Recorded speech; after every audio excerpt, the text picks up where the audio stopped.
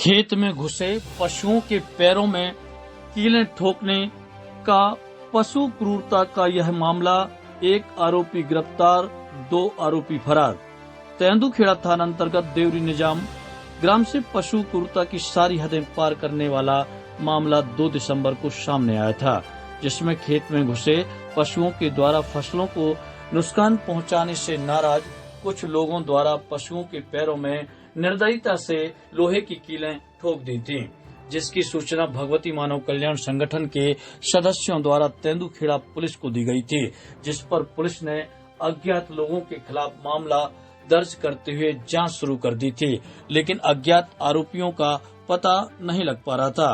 भगवती मानव कल्याण संगठन के सदस्यों द्वारा आरोपियों की जानकारी लगाने का प्रयास किया जा रहा था, लेकिन गांव के लोग किसी को कुछ बताने को तैयार नहीं थे।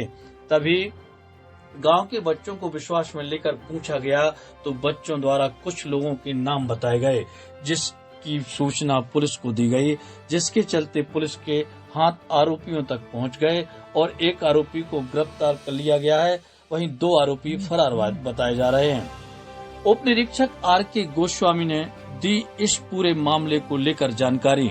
यहाँ देवरी ग्राम में गौ माता तड़प रही थी। कुछ पापियों के द्वारा उनके पाँव में, चारों पाँव में, 2 पाँव में कीलें ठोकी गई, जिसमें भगवती मानव कल्याण संगठन के कार्यकर्ताओं ने गांव के लोगों को बुला करके उनके सहयोग से और हमारे तेंदुखेड़ा से अस्पताल से डॉक्टर लोग आई, टीम आई, जिन्होंने कीलें निकालने में सहयोग किया है और गौ माता का इलाज किया है, जिससे गौ माता आज दुख दर्द से उनको छुटकारा मिला है। ऐसी स्थिति में हम शासन प्रशासन से निवेदन करते हैं कि हमारी गौ माताओं के साथ ऐसा अत्याचार क्यों किया जा रहा है, इनके ऊपर सख्त कार्रवाई करी जाए। परसों दिनांक 2/1 को ग्राम देवरी निजाम से सूचना प्राप्त हुई थी मानव संगठन के द्वारा कि उते कोई 2-4 गांव के खुरों में कीलें छू गई हैं और मरघटाव शमशान घाट पर पड़ी हैं।